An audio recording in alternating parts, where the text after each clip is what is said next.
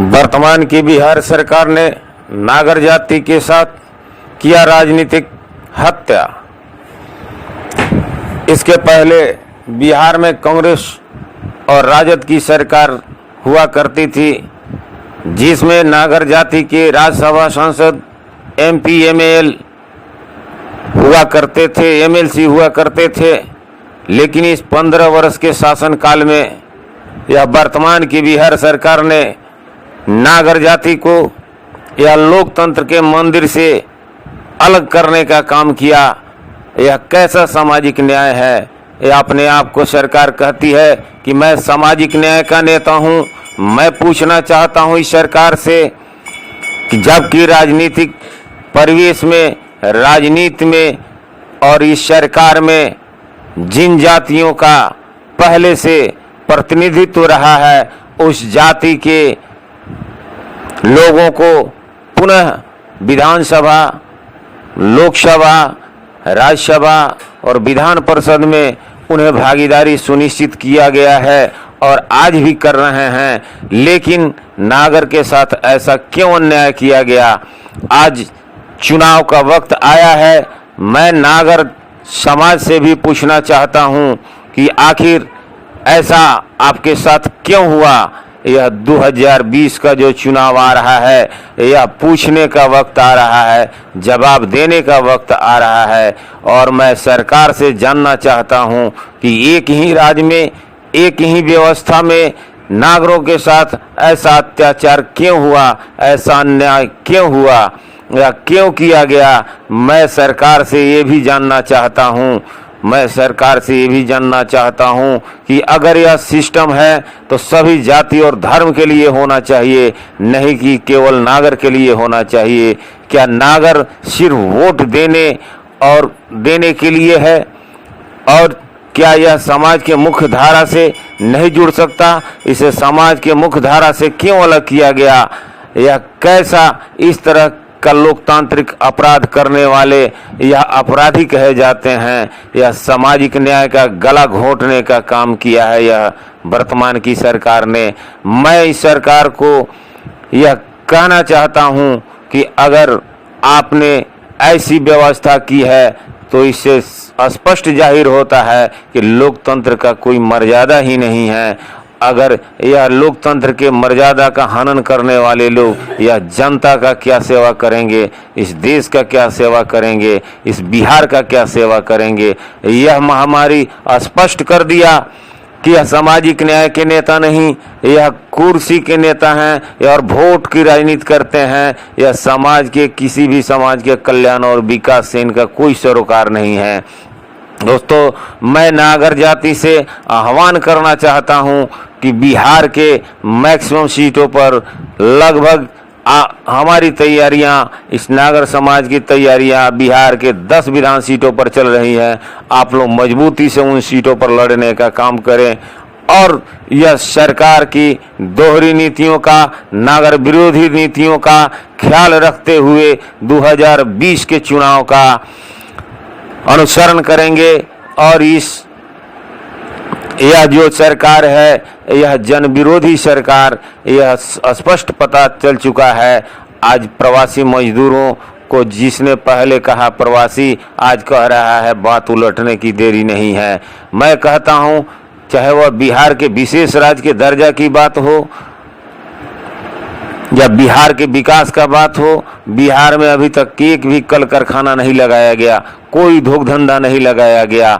बिहार में शिक्षा व्यवस्था को अंग्रेजी हुकूमत से भी बदतर बना दिया गया। जिस तरह अंग्रेज चाहते हैं कि बिहार में शिक्षा, जो हिंदुस्तान के लोग अशिक्षित रहें, उसी तरह यह वर्तमान की सरकार चाहती है यह कि बिहार के लोग अनपढ़ गंवार रहे और वह फैक्ट्रियों में काम करने के काबिल रहे, कूड़ा करकट उठाने वाले रहे, कुदार चलाने वाले रहे।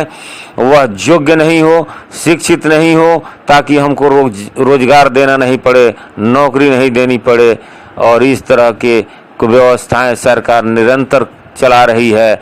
मैं बिहार की जनता से यह आह्वान करना चाहता हूं, अगर अति पिछड़ा समाज का अगर डिमांड मुख्यमंत्री का है अति पिछड़ा जो संकल्पित है पूरे बिहार में इस बार 2020 के चुनाव में यह अति पिछड़ा साबित कर देगा कि अति पिछड़ा अछूत नहीं है, अति पिछड़ा उच्च है। अति पिछड़ा के वोट पर ही राजनीति करने वाले आज 15 वर्ष से लगातार सत्ता में राजनीति करते आ रहे हैं और अति पिछड़ा को प्रताड़ित करते आ रहे हैं। मैं अति पिछड़ा के लोगों से, मंत्री, विधायक और जनप्रतिनिधियों से भी कहना चाहता हूं कि अगर बिहार विधानसभा के सीट को अगर सुरक्षित नहीं किया गया अति पिछड़ा के लिए, तो यह आप सदन में भी आवाज उठावे और अति पिछड़ा सड़क पर भी आवाज उठा रही है और जो जनप्रतिनिधि है वो सदन में आवाज उठाने का काम करे। अगर अति पिछड़ा को बिहार विधानसभा के सीट में आरक्षण नहीं मिलता है और बिहार और केंद्र सरकार के द्वारा नहीं दी जाती है, तो समझिए कि यह अति पिछड़ा का इससे बड़ा दुश्मन कोई नहीं होगा। एक छोटा छोटा लालच दे करके आज अति पिछड़ों के वोट पर 15 वर्ष से निरंतर राज करने वाला अति पिछड़ा को दिया ही क्या है और देगा ही क्या। इसलिए मैं अति पिछड़ा से आह्वान करना चाहूँगा कि आप अपने इस कीमती वक्त को हाथ से जाने नहीं दें और जो अति पिछड़ा के साथ जो दुर्व्यवहार किया गया है 2020 ही तय करेगा कि अति पिछड़ा का क्या महत्व है। आज जब वोट का समय आया है तो अति पिछड़ा के लिए लोक लुभावनी योजनाएं घोषणा की जा रही हैं, जबकि आपका अति पिछड़ों का मूल चीज ही नष्ट कर दिया गया।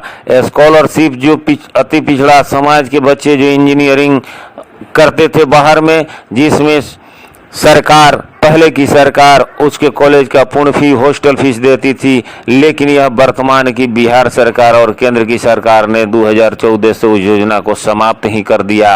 अब किसी छात्र को वह छात्रवृत्ति नहीं मिल सकती है उच्च शिक्षा में। अगर आपके घर परिवार में अगर बच्चे कहीं इंजीनियरिंग कर रहे होंगे तो आपको पता होगा उसमें ओबीसी भी हैं और अति पिछड़ा भी हैं और दलित भी हैं।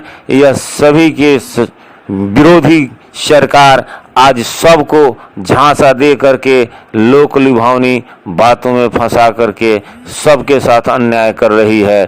आज वक्त आया है वोट का, तो यह प्रलोभन दे करके यह कहता हूं मैं, राशन, किरासन, जितनी भी योजनाएं हैं सरकार की, मुफ्त जितनी योजनाएं हैं अनुदान की है, यह पहले से आ रही है और वह किसी की सरकार रहे या नहीं रहे वह योजनाएं तो चलती ही रहेगी, निरंतर चलती ही रहेगी। लेकिन सरकार ने नया क्या किया है, शिक्षा में क्या किया, रोजगार में क्या किया और स्वास्थ्य में क्या किया। आज स्वास्थ्य का भी हाल आपको पता चल गया कि बिहार के धरती पर न कहीं हॉस्पिटल है, न डॉक्टर है, स्कूल है तो उसमें शिक्षा का पढ़ाई गायब, हॉस्पिटल अगर कहीं है भी तो उसमें दवा नदारत है।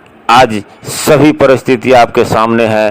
किसी भी देश और राज्य के विकास के लिए स्वास्थ्य, शिक्षा और रोजगार की जरूरत होती है। आज बिहार में 15 साल के अंदर एक भी कोई इंडस्ट्री नहीं लगाया गया। जो भी पहले से चल रही थी मिले उन सब को बंद कर दिया सरकार ने और कहता है कि मैं रोजगार का सृजन करूंगा। अरे 15 साल के अंदर क्या किया? यह सरकार हमेशा जंगल राज की बात कह करके, अयोग्य सरकार की बात कह करके और 15 साल निरंतर बिहार के जनता को मूर्ख बना करके सत्ता में काबिज रही। मैं पूछना चाहता हूं वर्तमान की सरकार से कि पहले की सरकार अगर चोर उचक्का ही था, अगर पहले की सरकार बेईमान था, तो तूने 15 वर्ष में क्या किया है जनता को हिसाब दो। लगातार कहता है बिजली आई, 15 साल लोगों को फंसाते रह गया बिजली के नाम पे। कहीं नहीं रोजगार है, न कहीं शिक्षा का व्यवस्था है। अगर शिक्षा का व्यवस्था होता तो बिहार के छात्र दूसरे राज्यों में पढ़ने के लिए नहीं जाते। बिहार में अगर रोजगार होता तो बिहार के लोग दूसरे राज्यों में काम करने नहीं जाते। और बिहार में स्वास्थ्य की सुविधाएं होती तो बिहार के लोग दूसरे राज्य में इलाज कराने नहीं जाते। आज यह बिहार की स्थिति इतनी बदतर स्थिति है कि इसके 15 साल पहले भी ऐसी स्थिति नहीं थी और शायद इसके बाद और कितनी लोक लुभावनी नारे दे करके और पिछले सरकार का बात देख कह करके पिछले सरकार के बातों को गलत प्रचारित कर करके और लोगों को बरगला करके और लोगों को भय दिखा करके और यह सरकार फिर चाह रही है कि मैं बिहार के जनता के आंख में धूल झोंकूं और फिर सत्ता में जाऊं। तो मैं पूछता हूं, मेरे 4 सवाल का जवाब दे यह बिहार की सरकार कि शिक्षा, स्वास्थ्य और रोजगार तूने 15 साल में क्या दिया, उसका बायोडाटा चाहिए जनता को। कितने फैक्ट्री लगाया गया बिहार में, कितने लोगों को सरकारी नौकरी दी गई, कितने विद्यार्थी बिहार के स्कूलों में पढ़ कर के टॉप किए। जो भी विद्यार्थी आज बिहार में टॉप किए हैं, IAS IPS बने हैं, दूसरे राज्यों में जाकर के पढ़ कर के बने हैं।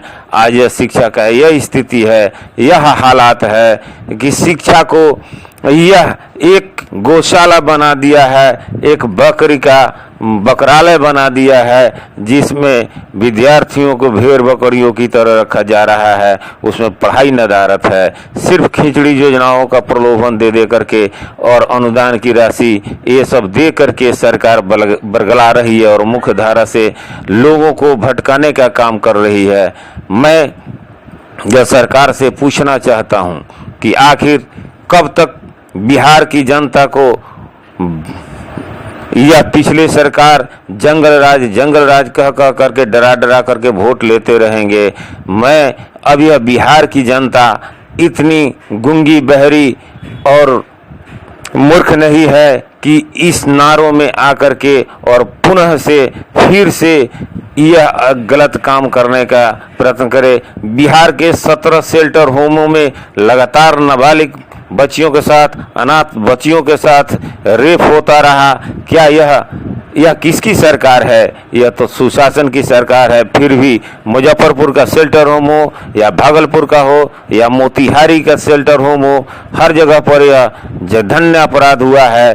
क्या यह किसका राज है? क्या यह जंगल राज है?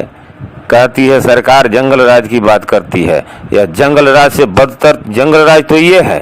लूट, अपहरण, बलात्कार रोकने का नाम नहीं ले रहा है। बैंक में जो कर्मचारी काम कर रहे हैं, 10 बजे से 4 बजे काम होता है, लेकिन बिहार में बैंकें खुली रहती है 10 बजे से 12 बजे रात तक।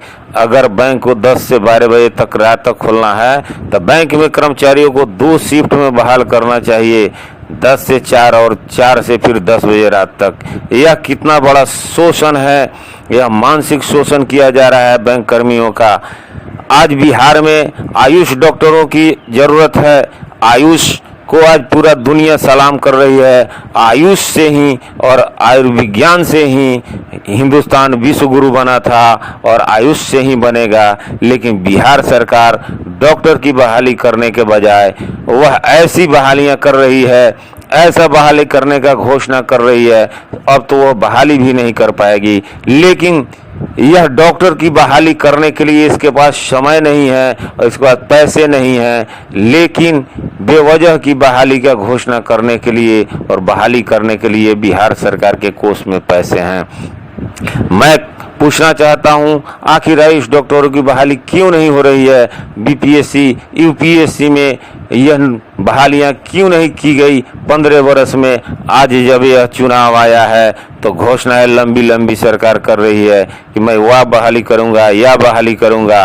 यह सब पब्लिक को मूर्ख बनाने की बात हो रही है और इस सत्ता में काबिज वही जनता है जो दलाल टाइप के लोग हैं, जो जनता को गुमराह करने में लगे हुए हैं। मैं पूछता हूं, यह दलाली और समाज को बिखराव करने का काम कब तक चलता रहेगा? मैं जनता से आह्वान करना चाहता हूं कि इस सभी बातों पर ध्यान देते हुए आने वाले आगामी चुनाव 2020 में मतदान करेंगे। ऐसे लोग 15 साल का हिसाब अभी की वर्तमान सरकार से लो, 15 साल में आपने क्या किया है, पब्लिक उसका जवाब चाहिए जनता को। मैं फिर मिलूंगा और बिहार की जनता से मैं अपील करता हूं कि आप इस सवाल को जाने। यह जंगल राज है अभी का, पहले जंगल राज नहीं था। अब हम लोग जंगल राज में रह रहे हैं, जहां शिक्षा, स्वास्थ्य और रोजगार गायब हो। क्या वह जंगल राज नहीं हो सकता। वह तो जंगल राज अब है, पहले कभी जंगल राज नहीं था। और यह लोगों को भड़का भड़का करके वोट लेने की राजनीति चल रही है। आज पूरा देश महामारी से जूझ रहा है और यहाँ वर्षगांठ सरकार, बिहार सरकार मना रही है। एलईडी पर करोड़ों रुपए खर्च कर रही है और मजदूरों को लाने के लिए सरकार के पास रुपये नहीं हैं। और यह लोक लुभावनी बातें और यह जनता के बीच में रोटी के टुकड़े के जैसे, जिस तरह कुत्ते को रोटी के टुकड़े दिए जाते हैं, उसी तरह जनता के बीच में यह राशन के नाम पर जनता को बरगलाने का काम कर रही है। यह व्यवस्था कैसी व्यवस्था है और यह कैसा न्याय है, यह कैसा सामाजिक न्याय का नेता, यह कैसा विकास, यह कैसा बिहार। इसमें जनता विचार करे कि 2020 में क्या करना है। और अति पिछड़ा भाइयों से भी मैं खास करके निवेदन करना चाहता हूं कि बिहार विधानसभा के का सीट अगर सुरक्षित नहीं करती है सरकार, तो इससे बड़ा अति पिछड़ों का दुश्मन कौन हो सकता है। सरकार से पूछो, 15 वर्ष में तूने यह आवाज उठाया गया, क्यों नहीं अति पिछड़ा को, जो अब तो केंद्र और बिहार की सरकार बराबर है। पहले सरकार कहती थी कि केंद्र में विरोधी सरकार है, अब तो बिहार और केंद्र की सरकार इक्वल है। तो अब बिहार को विशेष राज्य का दर्जा क्यों नहीं मिला। बिहार में जितने भी केंद्रीय विश्वविद्यालय बना उनको क्यों नहीं बनाया गया, और स्वीकृति हुई है केंद्रीय विश्वविद्यालय का, उसका भवन निर्माण क्यों नहीं हुआ, पठन पाठन क्यों नहीं शुरू किया गया। गांधी जी, महात्मा फुले भी आए थे, तो उस समय ये देश की जीर्ण अवस्था थी, उस समय भी शिक्षा को प्राथमिकता दिए थे। लेकिन बिहार सरकार ने लोगों को सिर्फ पिछले सरकार के बारे में भय दिखा दिखा करके वोट लेने का काम किया और शिक्षा का सर्वनाश कर दिया। और आज शिक्षा का जो हालत है बिहार का, वह दुनिया के किसी राज्य का नहीं है, जबकि शिक्षा को राष्ट्र का चक्षु कहा जाता है। लेकिन ये सरकार ने शिक्षा को बर्बाद करके रख दिया। मैं नहीं कहता, आप खुद सोच लीजिए और देख रहे हैं और सुन रहे हैं कि क्या हालात है शिक्षा का। मैं मोतिहारी के बारे में, मैं जिले में रहता हूं, वहां से मैं देख रहा हूं और पूरे बिहार के हर जिलों की यही स्थिति है। मोतिहारी में जंगल ही राज था, तो 20-20 फैक्ट्रियां चल रही थी, कॉलेज भी चल रहे थे।